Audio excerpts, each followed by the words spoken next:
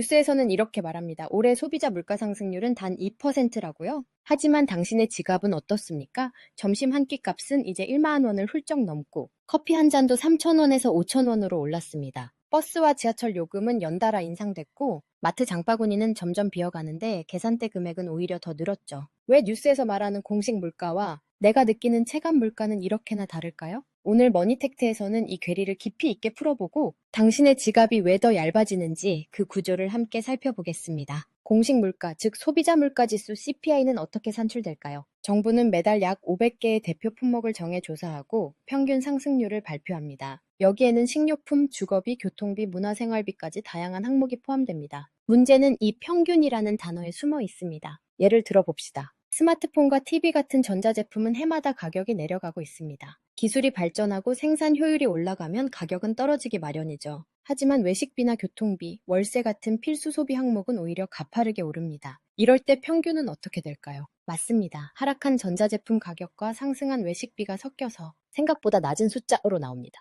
즉 실제로 우리가 매일 쓰는 비용은 크게 올랐는데 정부가 발표하는 물가는 전체 평균으로 희석된 수치라는 겁니다. 또 하나 공식 물가는 장기 기준을 사용합니다. 예를 들어 라면 한 봉지 가격이 500원에서 800원으로 오르면 그게 새로운 기준 가격으로 고정됩니다. 이후 7, 8, 80원으로 약간 떨어지면 물가 안정으로 잡히는 구조죠. 결국 뉴스에서 말하는 물가 상승률은 당신이 매일 체감하는 현실이 아니라 전체 품목의 평균 속 착시에 더 가깝습니다. 그리고 이 통계는 정책 설계와 직결되기 때문에 정부는 물가가 안정됐다고 발표하지만 정작 당신은 전혀 안정되지 않았다고 느끼게 되는 겁니다. 그럼 왜 우리가 느끼는 체감 물가는 훨씬 높을까요? 첫 번째 이유는 필수 지출 항목의 상승입니다. 스마트폰, TV, 가전제품은 매일 사지 않아도 됩니다. 하지만 밥은 하루 3번 먹고 교통은 매일 이용하며 집세는 매달 내야 합니다. 즉 공식 통계에서 비중이 낮은 선택 소비가 아니라 반드시 지출해야 하는 필수 소비 항목이 더 빠르게 오른 겁니다. 외식비는 3년 사이 평균 25% 상승했습니다. 서울 도심 점심 한 끼는 8,000원에서 12,000원으로 커피 한 잔도 3,000원에서 5,000원으로 올랐죠. 대중교통 요금은 한 번 오르면 그 수준이 유지되고 배달비, 관리비까지 모두 연쇄적으로 올라갔습니다. 두 번째 이유는 연쇄 인상 효과입니다. 원자재 가격이 오르면 음식값이 오르고 임대료가 오르면 상점의 운영비가 올라 메뉴 가격이 또 오릅니다. 인건비가 오르면 배달비와 서비스 이용료까지 따라오르죠. 이렇게 필수 소비 항목의 상승은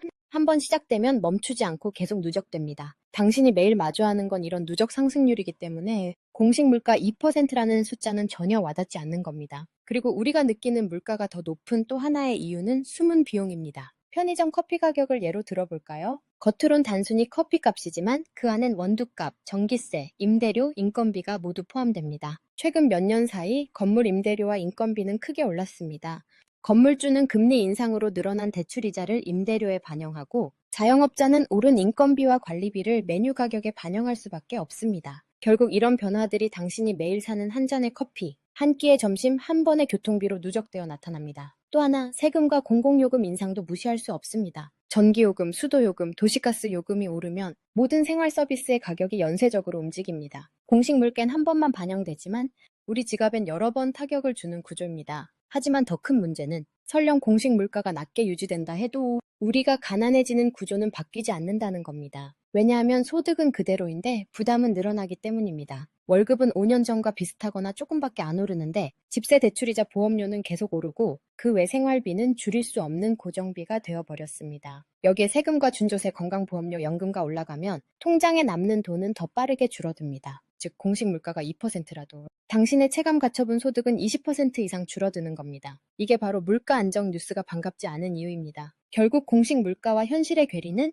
평균의 함정과 생활 구조의 변화 때문입니다. 정부가 보는 건 전체 품목의 평균 상승률이고 우리가 느끼는 건 필수 항목 중심의 체감 상승률이니까요. 게다가 정책은 공식 통계에 맞춰 설계되기 때문에 정작 서민이 매일 느끼는 체감 물가는 반영되지 않습니다. 그래서 정부는 물가 안정됐다고 발표하지만 우리는 체감은 전혀 안 그래요 라고 느낍니다. 또한 물가 산정 기준이 현실보다 느리게 반영되기 때문에 이미 오른 가격은 그대로 고착되고 다시 내려가도 하락보다는 안정으로 잡히는 구조죠. 물가는 숫자가 아니라 당신이 매일 쓰는 삶의 비용입니다. 공식 통계만으로는 진짜 문제를 볼 수 없습니다. 정부가 말하는 2% 물가 상승률은 착시일 뿐 당신의 지갑은 이미 200% 올라 있습니다. 이 괴리를 이해해야 진짜 필요한 정책과 대책이 보입니다. 당신이 느끼는 물가가 진짜 물가입니다. 머니택트였습니다.